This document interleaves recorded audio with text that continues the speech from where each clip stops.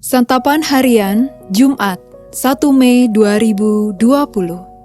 Hari ini kita akan membaca Bilangan pasalnya yang ke-12.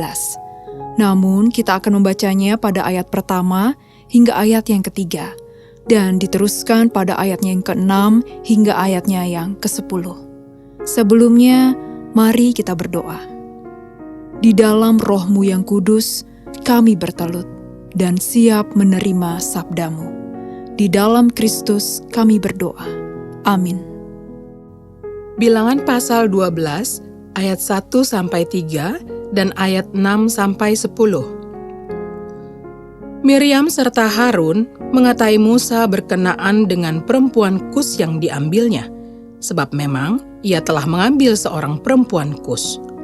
Kata mereka, "Sungguhkah Tuhan berfirman dengan perantaraan Musa saja? Bukankah dengan perantaraan kita juga ia berfirman? Dan kedengaranlah hal itu kepada Tuhan. Adapun Musa, ialah seorang yang sangat lembut hatinya, lebih dari setiap manusia yang di atas muka bumi. Lalu berfirmanlah ia, dengarlah firmanku ini. Jika di antara kamu ada seorang nabi, maka aku, Tuhan, menyatakan diriku kepadanya dalam penglihatan. Aku berbicara dengan dia dalam mimpi. Bukan demikian hambaku Musa, seorang yang setia dalam segenap rumahku.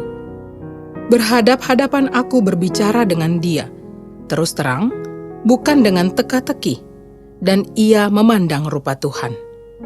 Mengapakah kamu tidak takut mengatai hambaku Musa? Sebab itu, bangkitlah murka Tuhan terhadap mereka, lalu pergilah ia. Dan ketika awan telah naik dari atas kemah, maka tampaklah Miriam kena kusta, putih seperti salju. Ketika Harun berpaling kepada Miriam, maka dilihatnya bahwa dia kena kusta."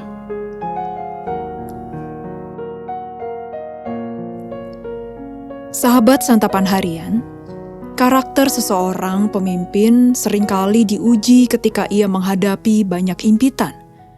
Dari beragam kemungkinan, ujian dari pihak keluarga bisa jadi merupakan ujian yang paling sulit, karena biasanya pemimpin berharap agar keluarganya mendukung sepenuhnya. Musa mengalami ujian tersebut agar ia bisa menjadi teladan bagi generasi dan pemimpin berikutnya. Kisah dalam Bilangan pasal 12 sangat unik. Di sini dicatat bahwa Miriam dan Harun mengeluh. Keluhan tersebut berkaitan dengan keputusan Tuhan yang mengangkat Musa menjadi pemimpin atas Israel dan juru bicara Allah.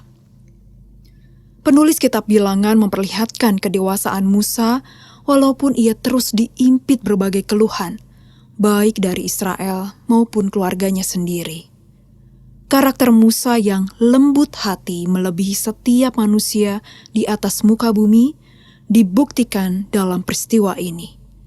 Di sini Musa sama sekali tidak bereaksi negatif. Sebaliknya, Tuhanlah yang bereaksi dengan menegur dan menghukum Miriam.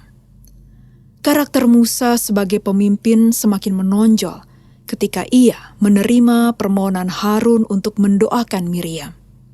Terbukti, keputusan Tuhan memilih Musa sebagai pembebas tidak salah. Namun, hukuman untuk Miriam tetap dijalankan. Hal ini menegaskan bahwa keputusan kepemimpinan bukan akal-akalan Musa, melainkan prerogatif Allah. Melalui kisah ini, kita diajak untuk menghormati keputusan Allah. Terkadang keputusan seseorang pemimpin tidak selalu sejalan dengan idealisme kita. Karena itu, kita perlu menyadari bahwa keputusan Allah pasti berkaitan dengan rancangannya. Disinilah iman kita diuji.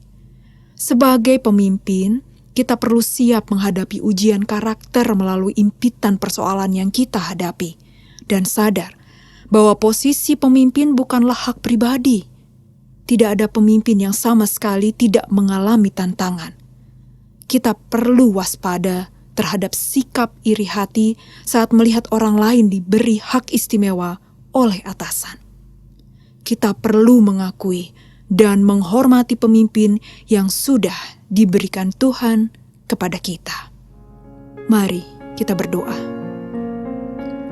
Keputusan-Mu untuk memilih pemimpin bagi kami adalah tepat dan terbaik. Namun sesungguhnya, Engkaulah pemimpin yang terbaik bagi hidup kami. Di dalam nama-Mu Kristus, kami berdoa. Amin.